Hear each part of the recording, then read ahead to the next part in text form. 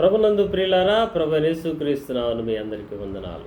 పరిశుద్ధ బైబిల్ గ్రంథంలో యోహాను రాసిన మొదటి పత్రిక మొదటి అధ్యాయం 5వ వచనంలో దేవుని యందు చీకటి ఎంత మాత్రం లేదని చెప్పబడింది.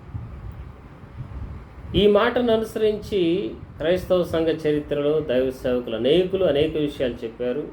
వారు చెప్పినవి అబద్ధం అనడం లేదు, కానీ సగం సత్యం అని మాత్రం చెప్పగలను. ఎందుకంటే దానిలో దాగిన పరిపూర్ణ సత్యాన్ని లేఖనంలో ఒకచోట చెప్పబడిన సంగతులు మరి ఒక చోట విప్పబడతాయి, ఒక చోట చెప్పబడిన రహస్యం మరి ఒక చోట విప్పి చెబుతాడన్న పరంపరలో ప్రియులారా, దైవజనుడు అద్దంకి రంజిత్ ఓఫిరే గారి ద్వారా దేవుడు బయలుపరిచిన అమూల్యమైన సందేశం ఏంటంటే దేవుని విశ్వ ప్రణాళిక దానిలో చెప్పబడింది.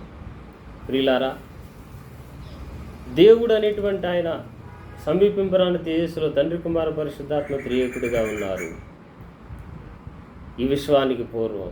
అలాగే ఆయనతో పాటే చీకటి అనేటువంటి ఒక శక్తి కూడా ఉన్నది. దేవుడు పరిపూర్ణ వ్యక్తి, చీకటి అసంపూర్ణమైన శక్తి. అయితే జుగుప్సాకరమైన సచేతనమైన దుర్గుణాలు కలిగినటువంటి చీకటి అని పోల్చబడిన, చీకటి అని చెప్పబడిన ఆ దుష్టశక్తి ఒకటి ఉన్నది. ఈ విషయాన్ని యోబు గ్రంథంలో పరిశుద్ధాత్మ దేవుడు వివరించి చెప్పారు. ఆ విషయాన్ని దైవజనుడు క్రైస్తవ సమాజాన్ని తీసుకొచ్చి చెప్పారు. ప్రియులారా, యోబు గ్రంథం 38వ అధ్యాయం 19-20 వచనాల్లో ఈ విషయం చెప్పబడింది.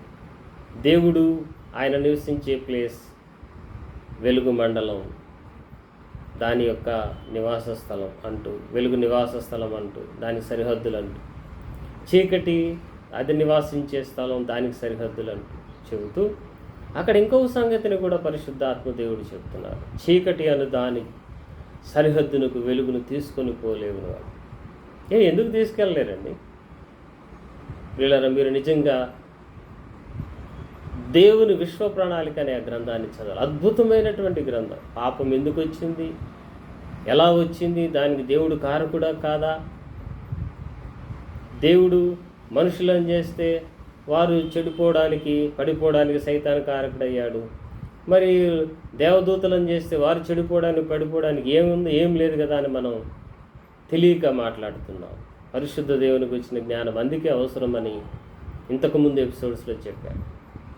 ప్రియులారా, ఆ దేవునికి వచ్చిన జ్ఞానం మీరు పొందుటకు దైవజనుడు ఓఫిరే గారి పుస్తకశాల ఓఫిర్ పబ్లికేషన్స్ మీరు సందర్శించండి, సంప్రదించండి. అలాగే ఓఫిర్ లైవ్ టీవీని చూడండి, యూట్యూబ్ ఛానల్ని, ఫేస్బుక్ ఛానల్ని.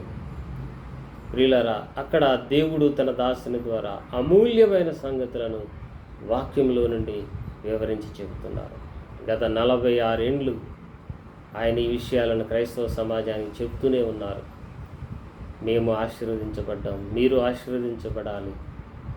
దేవుడు అసలు ఎవరు, ఏంటి, ఆయన ఎందుకు చేశాడు, ఈ సంగతులన్నీ కూడా మనకు బైబిల్లోనే ఉన్నాయి. అవి చెప్పటం లేదు సేవకులు. ఎంత మట్టుకు భూలోకంలో దీవించబడాలి, ఆశీర్వదించబడాలి, తెలివినా లేకపోయినా ఉన్నత స్థానంలోకి వెళ్ళాలి, చదవకపోయినా ఫస్ట్ ర్యాంకులు రావాలి, అప్పులు తీరాలి, ఈ భూ సంబంధమైన ఈవులను గురించే సేవకులు చెప్తున్నారు తప్ప పరలోక సంబంధమైన, పర సంబంధమైన శాశ్వతమైనటువంటి ఆశీర్వాదాల గురించి సేవకులు చెప్పడం లేదు.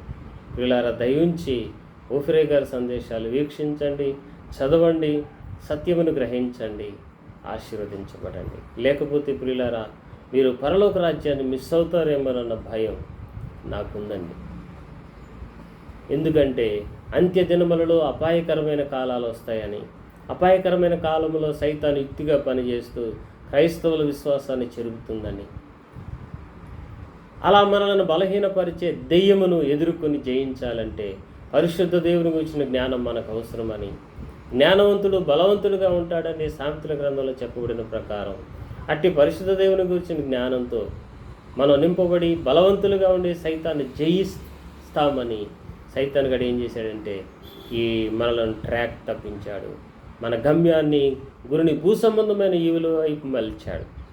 ఈ విషయాన్ని మనం గ్రహించి పరసంబంధమైనటువంటి ఈవులు, పరలోక రాజ్యము, దేవునితో సదాకాలం ఉండుట అనేటువంటి ఆ గొప్ప ఆశీర్వాదాన్ని మిస్ అవ్వకుండా పరిశుద్ధ దేవుని గురించిన జ్ఞానమును మీరు పొంది, లేఖనములలో దేవుడు తన గురించి చెప్పిన సంగతులను వివరించి చెప్పిన ఓఫిరే గారి గ్రంథాలు చదివి మీరు జ్ఞానవంతులవ్వాలి, బలవంతులవ్వాలి, అలాగూ పరిశుద్ధులవ్వాలి, ప్రభుకి ఇష్టలుగా ఆశీర్వదించబడాలి. అది మా యొక్క ఈ చిరు ప్రయత్నం, అంతే, ఏం లేదు. కాబట్టి దయచేసి దైవజనుడి ద్వారా దేవుడిస్తున్న సందేశాలు తప్పక మీరు వీక్షించి చదివి ధన్యులు కావాలని ఆశిస్తూ మీ కొరకే ప్రార్థిస్తున్నాను. Praise the lord.